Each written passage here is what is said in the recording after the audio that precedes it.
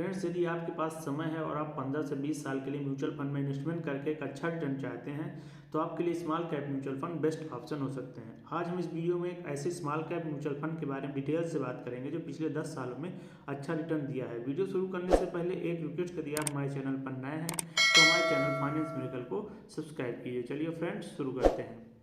तो आज हम लोग बात करने वाले क्वांट स्मॉल कैप फंड के बारे में। इसके बारे में हम लोग डिटेल से जानेंगे। तो आइए सबसे पहले हम लोग समझते हैं स्मॉल कैप फंड के बारे में। ऐसा फंड जो अपना ज़्यादा से ज़्यादा पैसा ऐसी कंपनियों में इन्वेस्टमेंट करते हैं जिनका मार्केट कैपिटल 5,000 करोड़ रुपए से कम होता है।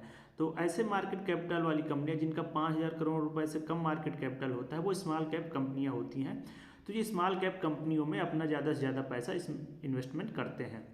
इसके बाद ऐसे इन्वेस्टर जो ज़्यादा रिस्क लेने में सक्षम है और जो कम से कम 15 से 20 साल तक इन्वेस्टमेंट करके एक अच्छा रिटर्न चाहते हैं उनके लिए small cap mutual fund best option हो सकते हैं। क्योंकि जो स्मॉल कैप म्यूचुअल फंड होते हैं ये सबसे ज़्यादा रिटर्न देने वाले म्यूचुअल फंड होते हैं, लेकिन इनमें रिस्क भी सबसे ज़्यादा होता है क्योंकि ये अपना ज़्यादा से ज़्यादा पैसा ऐसी कंपनियों में इन्वेस्टमेंट करते हैं जिनका मार्केट कैपिटल कम होता है। तो ऐसी कंपनियां फ्यूचर में आगे बढ़ भी सकती हैं या फिर उनका ग्रोथ रुक भी सकता है, इसलिए यहाँ पर रिस्क ज़्यादा होता है। तो ऐसे इन्वेस्टर जो ज़्यादा रिस्क लेने में सक्षम है और ज़्यादा रिटर्न चाहते हैं और लॉन्ग टाइम में इन्वेस्टमेंट करना चाहते हैं उनके लिए ये small cap mutual fund best option होते हैं।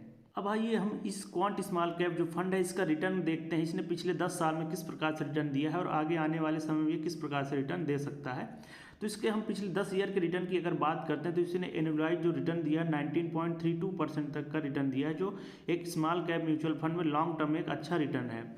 अब हम देखते हैं अगर आप इसमें 10 साल पहले इन्वेस्टमेंट किए होते तो आपका यह किस प्रकार से रिटर्न देता। यदि आप 10 साल पहले इसमें 5,000 रुपये की मान लीजिए आपने मंथली SIP स्टार्ट की होती तो 10 साल बाद हम आइए इसका रिटर्न देखते हैं। तो 10 साल में जो हमारा इन्वेस्टमेंट अमाउंट हो जाता वो 6 लाख का हो जाता 5,000 की SIP के अकॉर्डिंग। इसके बाद 10 साल में जो हमारी टोटल फंड की वैल्यू हो जाती है, अभी हमको जो टोटल रिटर्न मिलता है 10 साल में, क्योंकि हमको यहाँ पे 19.32% के हिसाब से एनुअलाइज हिसाब से हमको रिटर्न मिल रहा है। तो उसके अकॉर्डिंग अगर हम देखते हैं 10 साल में हमको टोटल रिटर्न मिलता 18,30,000 रुपये का, जो कि एक काफ़ी अच्छा रिटर्न है 10 साल में। अगर वहीं हम देखते हैं कि अगर हम इस इन्वेस्टमेंट को 10 साल में बंद ना करके 5 साल के लिए और इन्वेस्टमेंट बढ़ा देते, मतलब 15 साल के लिए अगर इस इन्वेस्टमेंट को हम लोग कंटिन्यू रखते तो हम देखते हैं यहाँ पर हमको किस प्रकार का रिटर्न मिलता। तो 15 साल में जो हमारा इन्वेस्टमेंट अमाउंट हो जाता वो 9 लाख रुपए हो जाता। वहीं अगर हम देखते हैं कि 15 साल में हमारी जो टोटल फंड की वैल्यू हो जाती है, जो हमको रिटर्न मिलता 19.32% के हिसाब से, तो ये हमको 52,70,000 रुपये तक का रिटर्न दे सकता है। तो यहाँ पर आप देख रहे हैं पावर ऑफ कंपाउंडिंग किस तरह से हो रही है, क्योंकि आपने यहाँ से 10 साल में आपका पैसा बढ़ा 6 लाख से 18 लाख, वहीं लेकिन 5 साल में सिर्फ आपने 3 लाख रुपये का ज़्यादा बढ़ाया, लेकिन आपका जो रिटर्न हुआ वो 52 लाख हो गया। तो यहाँ पर आप पावर ऑफ कंपाउंडिंग देख रहे हैं। तो आप म्यूचुअल फंड में जितना ज़्यादा टाइम पीरियड के लिए आप इन्वेस्टमेंट करेंगे उतना ही आपकी ज़्यादा कंपाउंडिंग होगी और आपका जो फंड का वैल्यू उतनी ज़्यादा ग्रोथ होती चली जाएगी। इसलिए आप म्यूचुअल फंड में जब भी इन्वेस्टमेंट करें तो आप लॉन्ग टर्म के लिए इन्वेस्टमेंट करें। अब आइए फ्रेंड्स, हम लोग समझते हैं कि अगर आप इस इन्वेस्टमेंट को 20 साल तक कंटिन्यू रखते तो आपको यह म्यूचुअल फंड किस प्रकार से रिटर्न दे सकता है। तो 20 साल में जो हमारा इन्वेस्टमेंट अमाउंट है वो 12 लाख के करीब हो गया होता।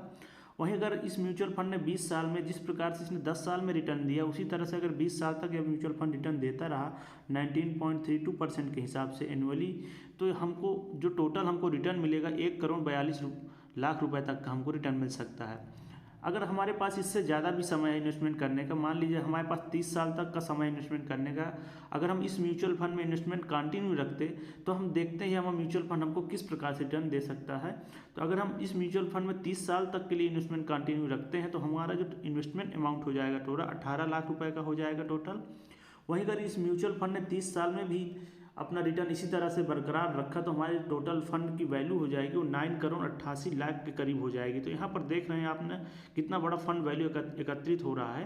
तो यहाँ पर आप देख पा रहे हैं कि यहाँ पर कंपाउंडिंग हो रही है। सिर्फ 18 लाख से हम लोग 9 करोड़ के करीब पहुँच रहे हैं। तो फ्रेंड्स, अगर आप म्यूचुअल फंड में इन्वेस्टमेंट कर रहे हैं तो आप लॉन्ग टर्म के लिए इन्वेस्टमेंट करें, क्योंकि म्यूचुअल फंड में इन्वेस्टमेंट करने का फ़ायदा तभी होता है जब आप लॉन्ग टर्म में इन्वेस्टमेंट करते हैं, क्योंकि यहाँ पर कंपाउंडिंग होती है और आपका पैसा कंपाउंडिंग में तभी बढ़ता है जब आप ज़्यादा लॉन्ग टर्म के लिए इन्वेस्टमेंट करते हैं। तो अगर यहाँ पर 30 साल के लिए आप इन्वेस्टमेंट कंटिन्यू रखते हैं तो आप देख रहे हैं कि सिर्फ 18 लाख से आप 9 करोड़ के करीब पहुँच रहे हैं। किसी भी म्यूचुअल फंड में इन्वेस्टमेंट करने से पहले, किसी भी म्यूचुअल फंड को इन्वेस्टमेंट के लिए चूज करने से पहले हमको ये देखना चाहिए वो म्यूचुअल फंड किस प्रकार से वर्क कर रहा है, हमारा पैसा कहाँ कहाँ पर इन्वेस्टमेंट कर रहा है, उसके बारे में हमको जानना चाहिए। तो आइए जानते हैं इस स्मॉल कैप म्यूचुअल फंड के बारे में कुछ। तो इसका जो फंड साइज है वो 13,002 करोड़ रुपए का फंड साइज है, वो काफ़ी बड़ा फंड साइज है। तो काफ़ी लोगों ने इस म्यूचुअल फंड में इन्वेस्टमेंट कर रखा है। वहीं अगर हम इसके एक्सपेंस रेशियो की बात करते हैं तो इसका एक्सपेंस रेशियो 0.77% है, जो कि लेटेस्ट डेटा के अकॉर्डिंग है, जो 1% से कम है। तो काफ़ी अच्छी बात है। एक्सपेंस रेशियो होता क्या है कि जो फंड मैनेजमेंट होता है उसके द्वारा एक फीस ली जाती है प्रत्येक साल, जो हमारे रिटर्न से कट की जाती है। तो ये जितना ज़्यादा कम होगा उतना हमारा रिटर्न हमको ज़्यादा मिल पाएगा। तो इसका एक्सपेंस रेशियो 0.77% है, जो कि 1% से कम है। वहीं हम लोग बात करते हैं एग्जिट लोड की, तो इसका एग्जिट लोड 1% है। एग्जिट लोड क्या होता है कि अगर हम मान लीजिए किसी म्यूचुअल फंड में आप इन्वेस्टमेंट करते हैं और बीच में ही अपना पैसा निकालना चाहते हैं इन्वेस्टमेंट बंद करके, तो आपको यहाँ पर फंड मैनेजमेंट को एक फीस देनी पड़ती है। तो यहाँ पर इसका एग्जिट लोड 1%। आपको कब पेमेंट करना पड़ेगा? यदि आप इस म्यूचुअल फंड से 1 साल के पहले ही अपना इन्वेस्टमेंट करके पैसा निकालना चाहते हैं तो आपको फंड मैनेजमेंट को 1% का फीस पेमेंट करनी पड़ेगी। अब आप जब किसी भी म्यूचुअल फंड में इन्वेस्टमेंट करते हैं तो वहाँ पर आपको जो रिटर्न मिलता है वहाँ पर टैक्स लगते हैं। तो आइए देखते हैं इसमें किस प्रकार से आपको टैक्स लगेगा। तो एक बोलते हैं short term capital gain tax, एक को बोलते हैं long term capital gain tax. यदि आप 1 साल के पहले फंड से अपना रिटर्न निकालते हैं तो आपको रिटर्न पर 15% का टैक्स देना पड़ेगा, जिसको short term capital gain tax बोलते हैं। वहीं अगर आप 1 साल के बाद अपना रिटर्न निकालते हैं तो आपको 1 लाख से ऊपर के रिटर्न पर, अगर 1 लाख से ज़्यादा का आपका रिटर्न है तो उस पर आपको 10% का टैक्स देना पड़ता है। अब यहाँ पर हम लोग देखते हैं कि अगर इस म्यूचुअल फंड में आप इन्वेस्टमेंट करना चाहते हैं तो आप किस प्रकार से इन्वेस्टमेंट कर सकते हैं। तो इसका इन्वेस्टमेंट क्राइटेरिया क्या है? तो यदि आप सिप के थ्रू इन्वेस्टमेंट स्टार्ट करना चाहते हो तो आप मिनिमम 1,000 रुपये से इस म्यूचुअल फंड में सिप के थ्रू इन्वेस्टमेंट स्टार्ट करते हैं। वहीं अगर आप लमसम इन्वेस्टमेंट करना चाहते हैं तो आप मिनिमम 5,000 रुपये से इस म्यूचुअल फंड में आप अपना इन्वेस्टमेंट स्टार्ट कर सकते हैं। किसी भी म्यूचुअल फंड को सिलेक्ट करने से पहले हमको ये देखना चाहिए वो म्यूचुअल फंड हमारा पैसा कहाँ कहाँ पर इन्वेस्टमेंट कर रहा है। तो आइए देखते हैं इस म्यूचुअल फंड के बारे में कि ये पैसा हमारा कहाँ कहाँ पर इन्वेस्टमेंट कर रहा है। तो हम लोग बात करते हैं इक्विटी सेक्टर की। तो इक्विटी सेक्टर में इसने 97.85% तक का पैसा इन्वेस्टमेंट कर रखा है। तो काफ़ी ज़्यादा इसने अपना पैसा इक्विटी सेक्टर में इन्वेस्टमेंट कर रखा है। वहीं डेट सेक्टर की बात करते हैं तो इसने 0.69% तक का पैसा डेट सेक्टर में इन्वेस्टमेंट कर रखा है। वहीं हम लोग बात करते हैं कैश की, तो इसने 1.46% जो पैसा है वो अपने पास होल्ड कर रखा है, इसको कहीं पर इन्वेस्टमेंट नहीं कर रखा है। वहीं अगर हम इक्विटी सेक्टर में बात करते हैं, देखते हैं कि इसने लार्ज कैप स्टॉक में किस प्रकार से पैसा इन्वेस्टमेंट किया। तो लार्ज कैप स्टॉक में इसने 19.69% तक का पैसा इन्वेस्टमेंट कर रखा है। यहाँ से इसको स्टेबिलिटी मिलेगी, क्योंकि जो लार्ज कैप स्टॉक्स में होते हैं ये इन पर मार्केट का ज़्यादा प्रभाव नहीं पड़ता है। अगर मार्केट ऊपर भी जा रहा है भी कम भी हो रहा है तो यहाँ से इसका जो रिटर्न है वो ज़्यादा प्रभावित नहीं होगा, इसलिए इसने लार्ज कैप स्टॉक में भी इन्वेस्टमेंट कर रखा है। वहीं मिड कैप स्टॉक की बात करते हैं तो वहाँ पर इसने 1.68% तक का इन्वेस्टमेंट कर रखा है। वहीं स्मॉल कैप स्टॉक की बात करते हैं तो इसने 78.63% तक का पैसा इन्वेस्टमेंट कर रखा है।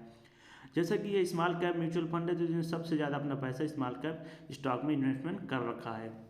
अब आइए फ्रेंड्स हम लोग देखते हैं कि इक्विटी सेक्टर में इसने जो अपना पैसा इन्वेस्टमेंट किया है उसमें जो टॉप 5 सेक्टर हैं जो फ्यूचर में ग्रो करने वाले हैं, उन सेक्टर में इसका किस प्रकार से इन्वेस्टमेंट है। तो फाइनेंशियल सेक्टर की हम लोग बात करते हैं तो फाइनेंशियल सेक्टर इसमें काफ़ी ज़्यादा अपना इन्वेस्टमेंट कर रखा है।